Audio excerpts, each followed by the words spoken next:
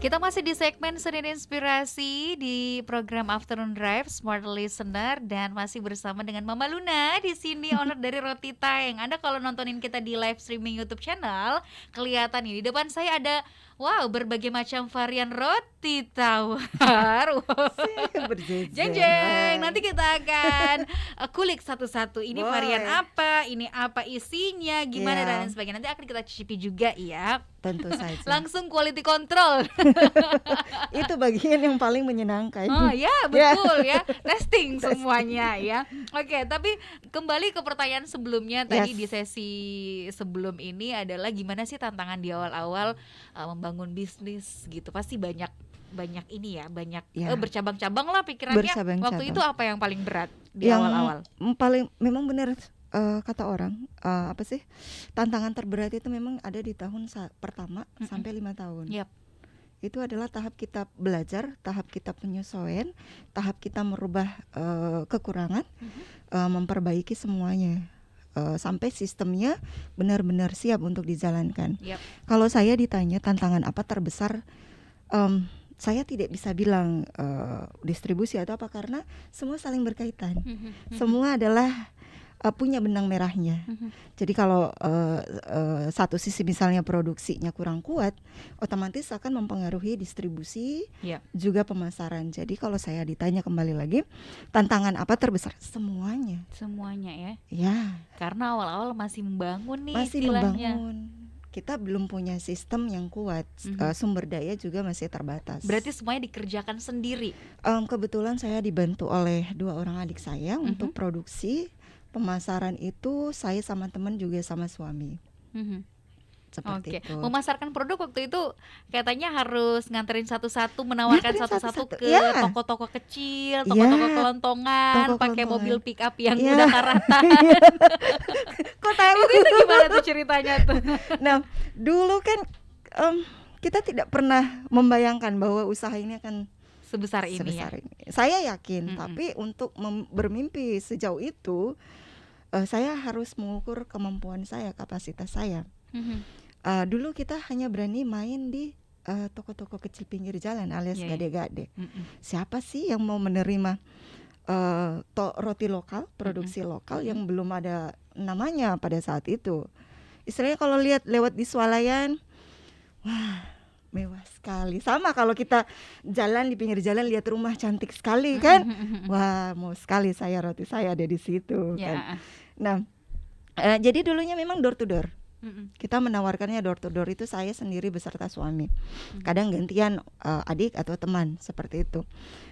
Kita tawarkan. Itu pun sistemnya memang konsinyasi di mana-mana, titip jual, laku bayar. Seperti itu. Nah, permasalahannya pada saat itu memang produknya kan belum terlalu dikenal.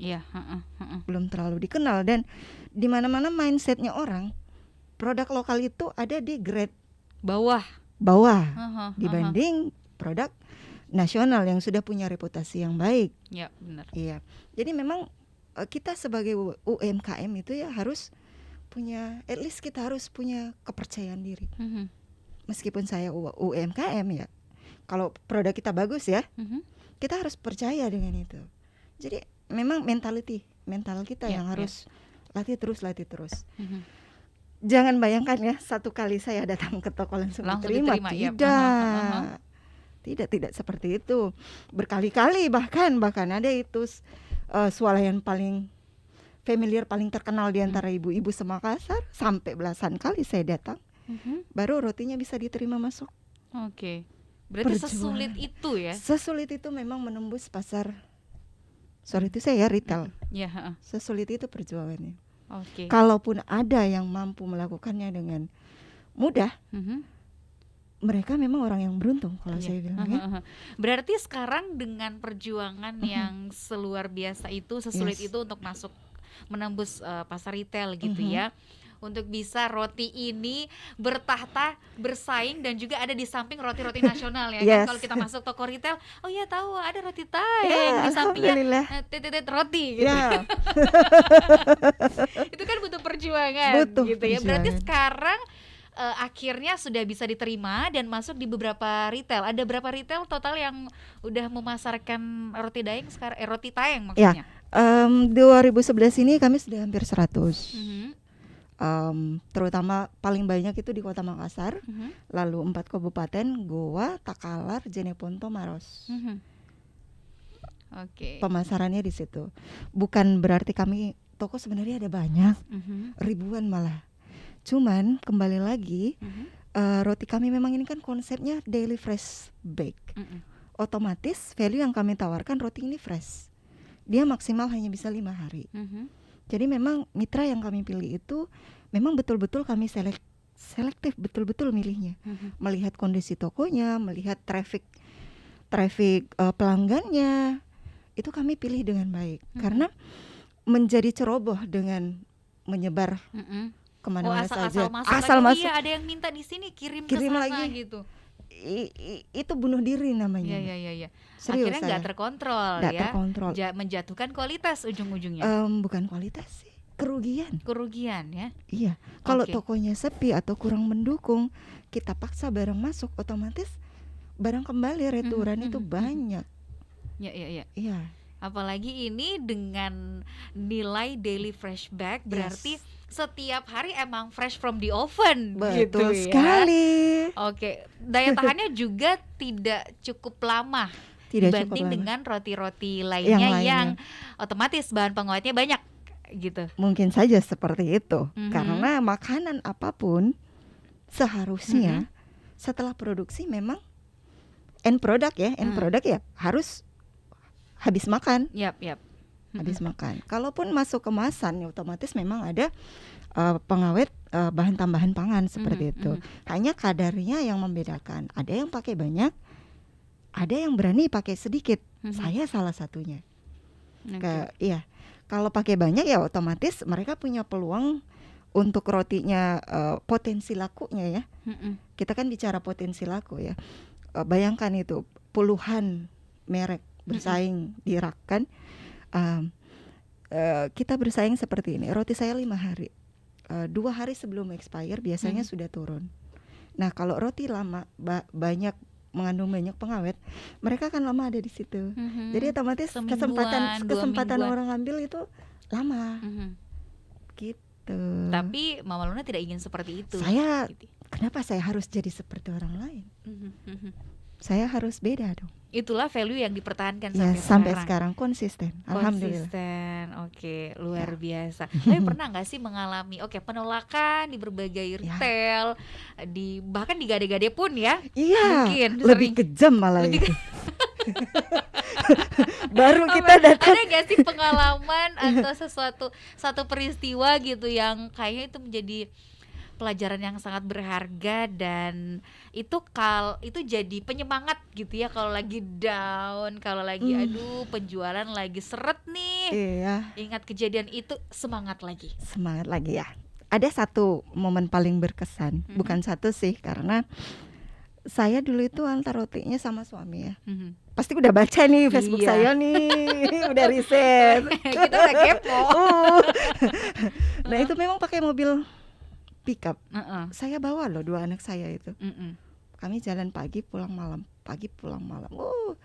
Pulang malam produksi lagi. Iya, jangan bayangkan saya yang kayak sekarang.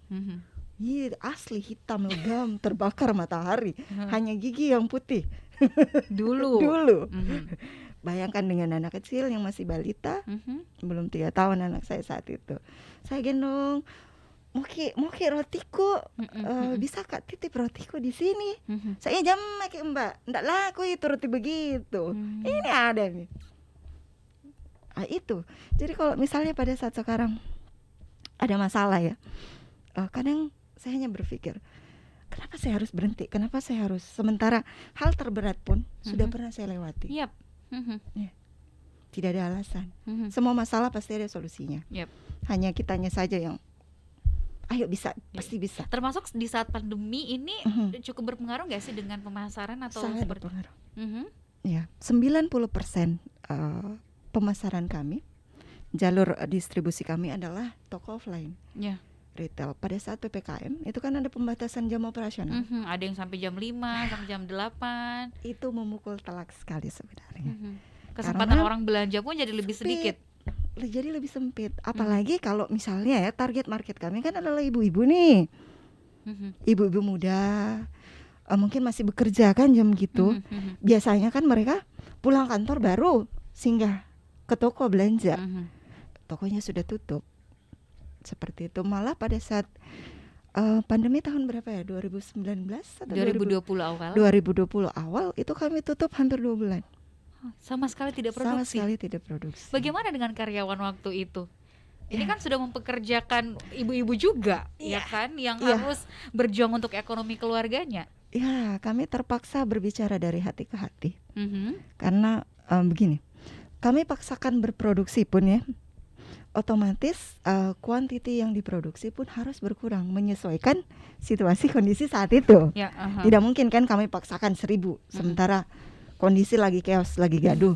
Saya bilang, daripada ada yang saya pakai tidak saya pakai, ada kecemburuan di antara kalian, mending kita istirahat dulu sambil kita tunggu lihat situasi.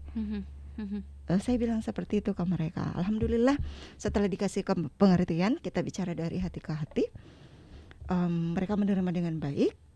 Malah ada yang pulang kampung, lebih memilih pulang kampung bertani atau apa. Saya bilang, ini mungkin tidak bakalan lama. Saya bilang gitu. Kalau situasi sudah baik, kita akan kembali beroperasional kembali. Karena saya begini, kita sama-sama atau tidak sama sekali. Saya tidak mau seperti itu. Misalnya saya PHK berapa orang, saya tidak pakai berapa orang, kan kasihan. Itu kan kena psikisnya bisa ya. Jadi saya bilang mending kita istirahat dulu, kan masing-masing punya saving. Pakai saja dulu itu. Bertahan 1 bulan 2 bulan, alhamdulillah. Masuk bulan ketiga, kami memutuskan kita operasional kembali. Beroperasional kembali di awal-awal pandemi yang waktu itu orang pada kaget gitu ya, dan kondisi pasar emang benar-benar chaos waktu itu. Ya. Baik, nanti kita akan lanjutkan kembali obrolan kita. Smart Listener, jangan kemana-mana, tetaplah bersama kami di Sedia Inspirasi.